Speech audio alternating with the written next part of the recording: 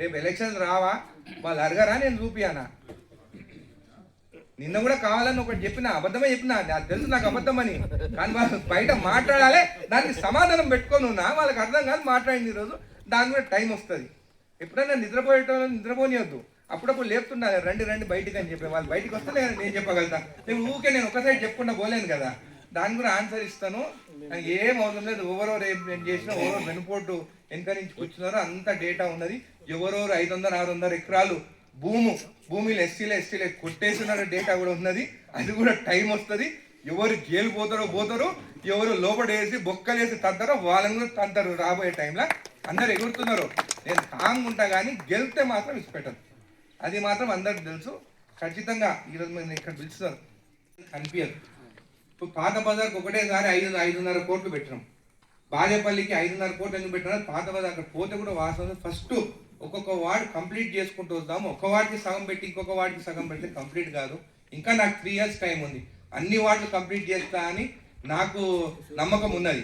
ఇప్పుడు ఫస్ట్ మొన్న 15 crores మళ్ళీ వచ్చినాయి, డ్రైనేజెస్ పెట్టినాము. దాని తర్వాత మళ్ళీ 3 నుంచి ఇప్పుడు 4 crores ఉన్నాయి. ఇవన్నీ పెట్టి ఒక్కొక్క వార్డు 100% కంప్లీట్ చేసుకుంటాం, ముందు పోతాం. కొంతమంది ఏమనుకుంటే మా వార్డుకి ఎందుకు పెట్టాలి అని అనుకుంటాం. ఖచ్చితంగా ఆ వార్డు కూడా పెడతాము. 6 నెలలు అయినాక ఆ వార్డులో కూడా వస్తాయి. ఆ వార్డులో కూడా 2 కోట్లు పెడతాము, 1 కోటి పెడతాము, కంప్లీట్ చేసుకుంటాం. ఇప్పుడైతే ఏవైతే వెనుకబడి ఉన్నదో పాత బజార్ అనేది, బాదేపల్లి అనేది అసలైన జడ్చల్ల, బాదేపల్లి అనేది బాదేపల్లి అసలైనది. మా పూర్వీకులు చూస్తే కూడా మా ఆస్తులు కూడా అక్కడనే ఉంది. సరళాదేవి మా ఆస్తి బాదేపల్లి మొత్తం మాకు రాసిచ్చింది, పొల్లపల్లి మాకు రాసిచ్చింది, కారంపేట రాసిచ్చింది. ఈ మా మక్కా ఊర్లు, మా సొంత ఊర్లు ఇవన్నీ. ఈ ఊరు ఏ జాగున్నా కదా అది మాకు హక్కు. 52 కన్నా బిఫోర్ చూస్తే ఇది మాది, ఆమె ఇచ్చింది, రాణి ఇచ్చిన జాగలు ఇవన్నీ. బాదేపల్లిని, కావరంపేటని చేయాల్సిన బాధ్యత మా కుటుంబానికి కూడా ఉంది. ఖచ్చితంగా పాత బజార్ నుంచి స్టార్ట్ చేసి కంప్లీట్ చేసుకుంటా అన్ని కంప్లీట్ చేస్తాం. మీరు ఒకటి చూస్తే లేఅవుట్లు చేసిన దగ్గరనే రోడ్లు లేవు, డ్రైనేజీలు లేవు.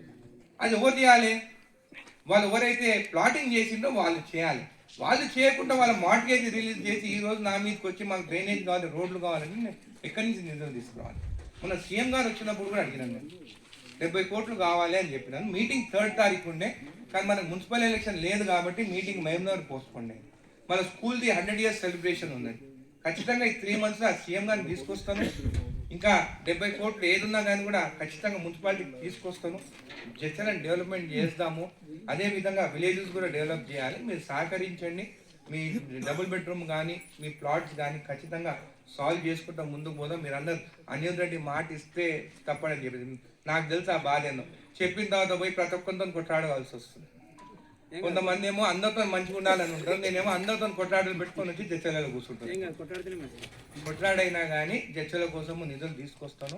ఖచ్చితంగా నేను అభివృద్ధి చేస్తాను, ఖచ్చితంగా చేస్తాను. మీ దానికి కూడా అదేం 3rd వార్డు వేరే ఏం కాదు. ఖచ్చితంగా మొన్న లైట్లు కూడా నేనే ఇప్పించాను, వేరే వాళ్ళకి ఫోటో